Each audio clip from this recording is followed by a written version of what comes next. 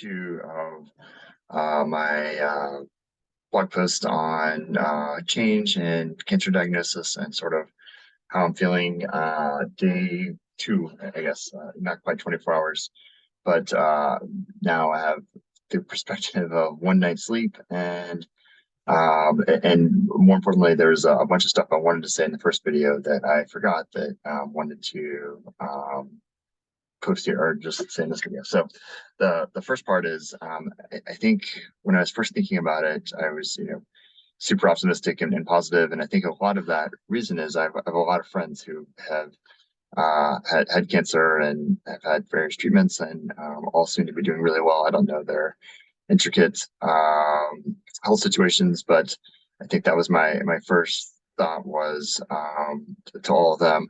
So I wanted to give a special shout out to my friends Zach and Nicole, who were some of the first people that really close to home, have kids our same kids age and sort of similar point in life, and then 2 of our clients, Sean and Lori, who have also been through cancer treatments and different things, and have just, I think, just seeing how they have all done has been very inspirational. And then I just thought of another person I know that just had um, very serious cancer and is still doing well. So anyway, I think it's that's part of my perspective as I thought of sort of immediately compared myself to them, and I still don't know any of the diagnosis, whatever you call it. This is just like at the stage where just found out about it.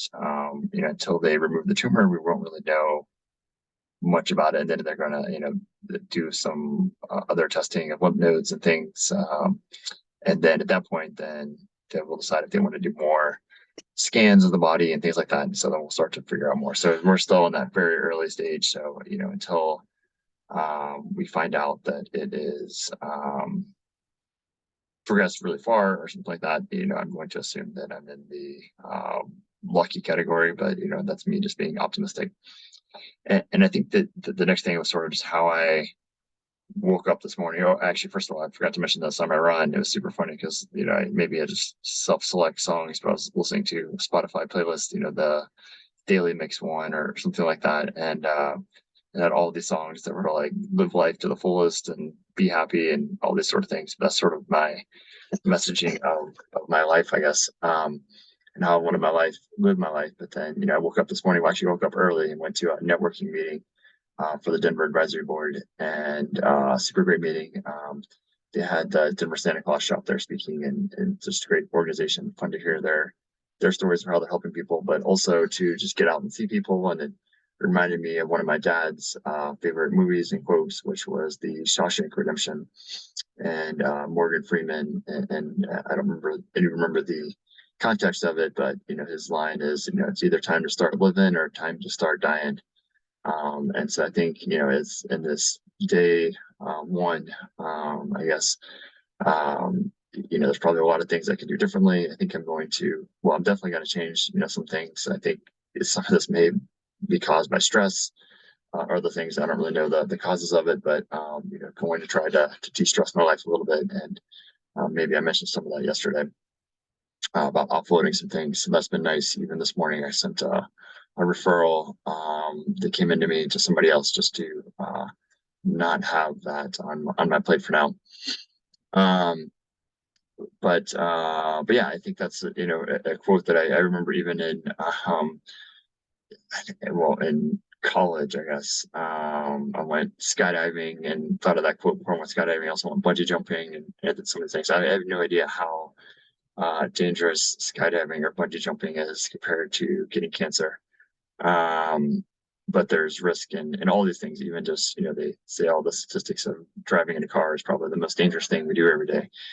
And actually, I was on my run yesterday, was running, and there was a red light, but cars were coming, and I don't know, long story short, just like ran across traffic a little bit, even though it was a green light for the cars, but they were sort of backed up because there was a lot of traffic.